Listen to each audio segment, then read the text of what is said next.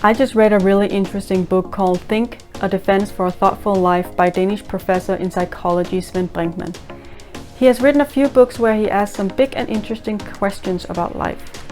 In this book he argues that the modern human has lost their thoughtfulness due to the productivity, efficiency and run-fast society we live in.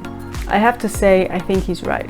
I do believe that the high-speed society we live in is bad for our health, and I believe that the chronically ill can benefit from slowing down and live a more simple life, and maybe a more thoughtful life. In the book he gives suggestions on how to be more thoughtful. I'm going to try them and see what I like best. I'm also going to share them with you so you can use thoughtfulness in your own chronic illness journey.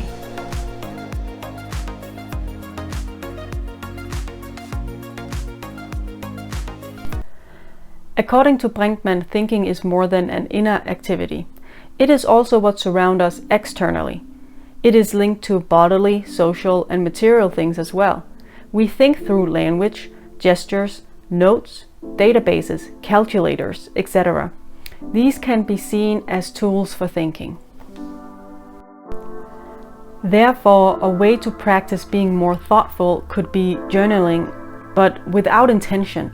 This means do not tell yourself that you have to write about one good thing that happened that day every day to think more positive. It means open up your journal and just write whatever comes to you. Think while you write and see what happens. You can also use your body while you think. Studies have shown that we think with our body as much as our brain. We do this through gestures like pointing. Moving your hands, as an example, while you talk can be a way of arranging the content of what you're saying so that you can almost see it and orientate yourself in it. Studies show that making gestures while you speak also helps remembering the correct words to use. Actually, if you prevent people from making gestures while speaking, they speak less fluently. So when you think, do not be afraid to make gestures. Maybe you have seen a scientist in a movie writing on an imaginary board while thinking about a theory. You can do that too. Speaking of gestures, movement can also be used to help with thinking. Some of the greatest thinkers like Nietzsche and Søren Kierkegaard have said that walking in nature is essential for their thinking. Going for a walk without electronics or other stimuli can help you think and wonder about life.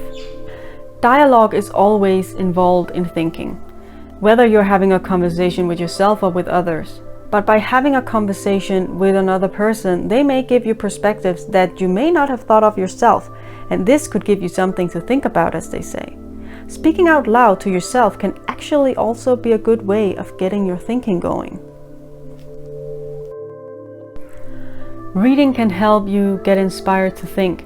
Books can tell you stories and different ways of seeing the world, whether it's fiction or non-fiction. This can give you something to think about, something to wonder about. I like reading philosophy and books that show a different side of the world, a different way to live. I even love reading mythology.